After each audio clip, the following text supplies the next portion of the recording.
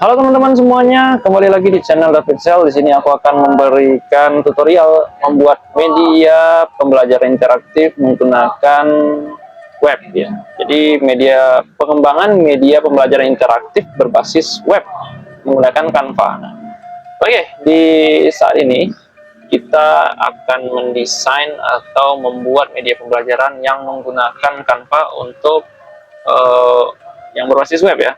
Jadi ini apa sih perbedaannya? Perbedaan bukan apa namanya?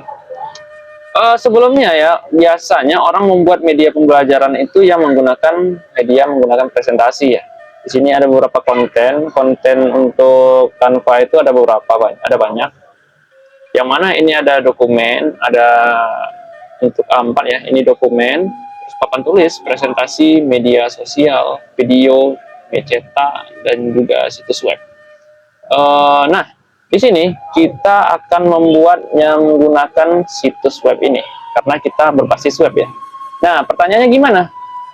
Kan Canva ini udah web bang. Nah, ya benar ya, cuman masalahnya yang kita tekuni ya, yang kita tekuni sebagai web itu seperti YouTube, seperti Facebook, dan seperti Instagram dan lainnya yang berbasis web ya, itu punya khas yang tidak bisa kita pungkiri ya.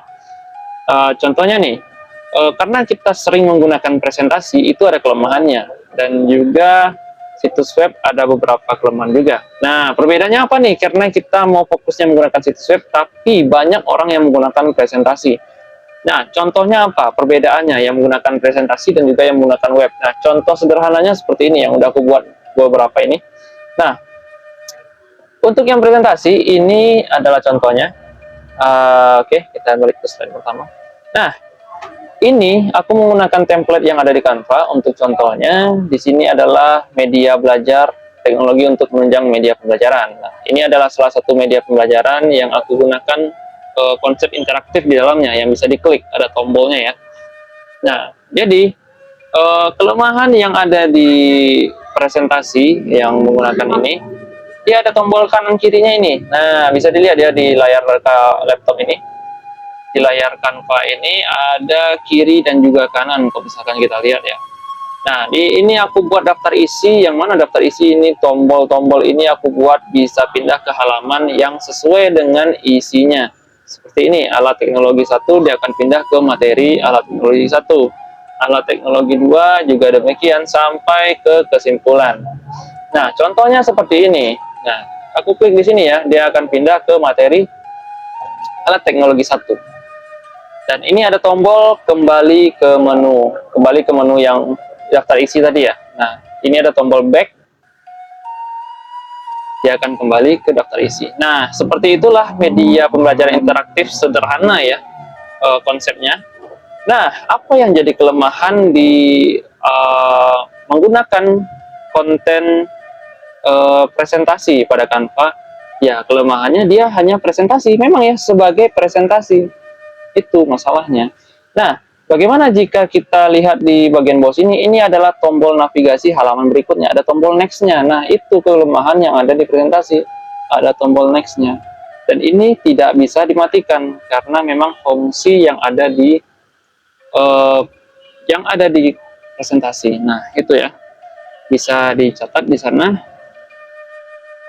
Dan ini kelemahan yang paling mencolok ya dalam presentasi kalau misalkan kita mau buat media pembelajaran berbasis web, bukan media pembelajaran berbasis presentasi. Nah, itu sebenarnya ini mirip seperti kita menggunakan PowerPoint ya. PowerPoint, terus kita kasih ini link ke halaman berikutnya, terus masukkan ke halaman spesifik, misalnya halaman 1, masukkan tombolnya di tombol 2 ke halaman 2, ya kayak gitu, sama aja. Jadi ini kita menggunakan Canva. Oke, ini untuk media yang di presentasi. Nah, kelemahan yang kedua, kalau misalkan kita menggunakan media belajar, menggunakan presentasi, itu pada penggunaan gadgetnya. Nah, misalkan kita menggunakan laptop, oke lah, menggunakan laptop layarnya portrait ya, portrait. Nah, sedangkan kalau misalkan target kita siswa, menggunakan handphone. Dan handphone tuh biasanya kalau misalkan udah diklik linknya, itu biasanya langsung dalam mode portrait. Nah, sebagai contoh ini aku menggunakan inspect element di laptop ya. Nah, jika kita gunakan dimensinya responsif, kita tarik ini ya. Misalkan nih layar handphonenya itu portrait, nah tinggi ini, dia bakal tetap landscape tapi di tengah-tengah itu. Bisa kelihatan ya. Nah, ini kelemahan yang sangat gamblang kalau misalkan kita menggunakan media pembelajaran menggunakan presentasi di Canva. Karena dia nggak ngikutin layar yang ada pada penggunanya yang mengklik link ini. Nah, itu kelemahan kedua. Nah, selanjutnya sepertinya hanya itu ya kelemahannya ya. Dari kedua itu udah jelas ya, karena ini bisa dilihat di sini ada navigasinya yang kita tidak inginkan ini muncul ya. Mau kita bikin full screen juga ini tetap ada karena itu udah bawaannya. Dan juga jika kita letakkan menggunakan media handphone ya atau smartphone, itu tidak mengikuti layarnya, tidak responsif. Nah, itu namanya tidak responsif. Nah, kita lanjut perbedaan yang perbedaan jika menggunakan web. Nah, ini aku udah contoh ya. Bisa dilihat di sini. Ini adalah salah satu contoh aku menggunakan beberapa template yang ada di Canva. Nah, ini jika kita klik di sini, nah ini misalnya tombol ya, besar-besar ini ada gambar-gambar ini, itu tombol. Nah, dia akan pindah ke link yang ada di halaman berikutnya. Nah, ini contoh yang lain. Misalkan ini tombol lagi, ini ada tombol lagi, tapi nggak ada aku fungsikan karena ini hanya contoh ya. Nanti kita bikin medianya tuh secara serius untuk segmen berikutnya. Kita lanjut ke part 2 nanti ya untuk videonya. Jadi di sini kita pengenalan dulu. Nah, ini untuk yang web seperti ini. Dan tidak ada yang namanya navigasi di bawah ya. Navigasi seperti ada tombol next dan tombol previous ya. Nah, itu nggak ada. Nah, ini keuntungannya menggunakan web. Nah, keuntungan keduanya ya, perbandingan yang gamblang yang sangat jomblang ya, kalau kita bandingkan dengan presentasi tadi. Nah, ini jika kita menggunakan handphone atau HP, dia mengikuti layarnya, responsif. Nah, ini yang aku suka ya menggunakan web. Bisa dilihat di sini. Nah, jika kita kecilkan layarnya lagi, dia akan mengikuti layar handphonenya. Nah, ini pindah ya kotaknya jadi berderetan ke bawah ya. Nih, kelihatan ya. Nah, ini kalau misalkan dimensi HP-nya panjang nih, tapi kalau kita lebarkan lagi ya jadi berpindah-pindah dia. Nah, itu yang keren kalau misalkan menggunakan situs web ini. Nah, lanjut kalau misalkan nih tombol kembali lagi ya. Misalnya itu coba tuh halaman yang sebelumnya. Kita gunakan inspect element lagi. Dimensinya kita ubah seperti dimensi pada HP. Nah, ini dia bakal ngikutin dimensi HP-nya. Keren ya. Jadi kalau misalkan siswanya buka dalam bentuk portrait, dia akan ngikutin dalam bentuk portrait. Nah, jadi kalau misalkan dalam bentuk landscape, dia akan ngikutin dalam bentuk landscape. Nah, itu yang keren dari penggunaan situs web pada Canva. Nah, kita akan menggunakan situs web ini untuk membuat media pembelajaran interaktif. Nah, oke. Lanjut ya, kita lihat bagaimana sih proses pengembangannya seperti apa nih aku buat di sini ya. Nah, secara sederhananya itu untuk pembuatan media pembelajaran interaktif berbasis web itu sederhana ya sebenarnya. Asalkan kita sudah tahu konsepnya. Oke. Konsep sederhananya seperti ini. Bisa dilihat di sini ya. Nah, ini untuk halaman awal. Kita buat dulu halaman awal, kita desain, kita cari template-nya nanti, kita bikin halaman awalnya yang tampil pertama kali saat kita klik linknya. Pertama kali yang perlu kita buat itu halaman awal, halaman home ya. Jadi, misalkan siswa mengklik link yang udah kita berikan pertama kali, dia akan langsung masuk ke dalam halaman home ini, halaman awal. Nah, di halaman awal itu biasanya ada yang namanya tombol start ya, atau tombol login, atau tombol apapun itu ya. Jadi saat tombol itu ditekan, dia akan masuk kepada menu utama seperti yang aku tunjukkan tadi. Menu utama di sana ada tombol materi, ada tombol tujuan pembelajaran, ada kuis, dan ada profil pengembangan, dan apapun itu yang ingin kalian kembangkan itu bebas ya. Jadi di sini aku hanya memberikan 4 aja. Ada tujuan pembelajaran, ada materi, ada kuis, dan juga profil pengembangan. Profil pengembangnya maksudnya. Oke, setelah masuk ke menu utama, di sana akan disediakan tombol, ada 4 tombol, tombol yang 4 tadi ya.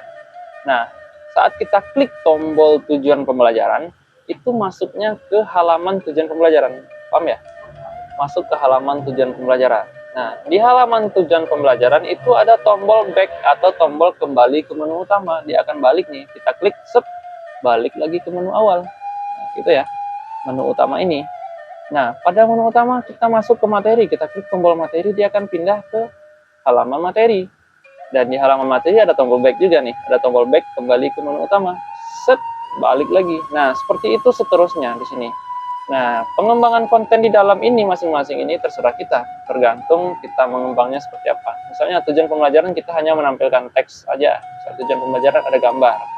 Lalu materi ada gambarnya, ada videonya, ada apanya dan sebagainya, itu bebas. Ya, kita kembangkan sendiri. Lalu kuis, misalnya kuis, kita bisa menggunakan platform lain ya untuk kuis, seperti yang biasa aku gunakan itu menggunakan Google Form. Lalu kita jadikan kuis gitu.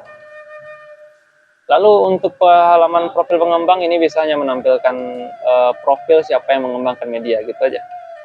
Ya, secara sederhana pengembangan media pembelajaran berbasis web yang interaktif itu seperti ini aja, nggak ribet-ribet. Cuman ya agak ribet dikit dibandingkan kita menggunakan presentasi. Karena kalau presentasi cukup satu halaman aja, kita bikin perbanyak halaman di dalam satu project. Nah, tapi kalau misalkan kita menggunakan media interaktif berbasis web ini, menggunakan situs web, kita harus membuat projectnya itu sebanyak halaman itu. Misal, ini kita bikin desain home, halaman awal, kita bikin satu project.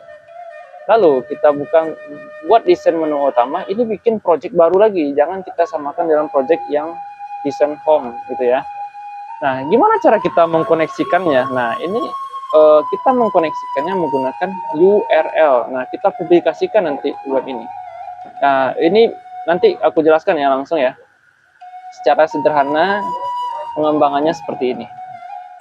Kita lanjut ke part kedua ya untuk membuat desainnya. Kita langsung aja ya membuat desain home, menu utama dan seterusnya. Oke, langsung masuk ke part kedua. Terima kasih.